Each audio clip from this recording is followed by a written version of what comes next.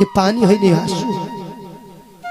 ब्रजवासीले कृष्णको वियोगमा बगाएको आँसु, एउटी आमाले बगाएको सन्तानको वियोगमा बगाएको आँसु।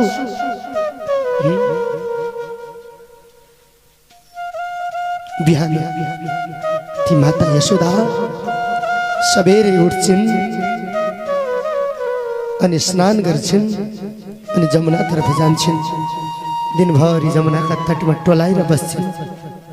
जमुना नदीको पल्लोतिरमा हेर्छिन्, त्यहाँ धेरै बालबच्चाको समूह हुन्छ, खेलिराखेका हुन्छन्। हो त्यो समूहमा, त्यो बच्चाको गणमा समूहमा कहीँ मेरो कृष्ण पनि देखिन्छ कि? दिनभरि टोलाउँछिन्, आँखा तानेर हेर्छिन्, बेलुकासम्म पनि कृष्णको दर्शन हुँदैन। अनि ती आमा निराश मनले ओजिलो मन, भारी भएको मन बोकेर रुँदै रुँदै ती आमा घरमा फर्किन्छन्। बिहान रुँदै रुँदै जमुनामा जान्छन्, बेलुका रुँदै रुँदै घरमा फर्किन्छन्। 3 महिनादेखि एउटी आमाले पोखेको ममता हो यो उद्धवजी।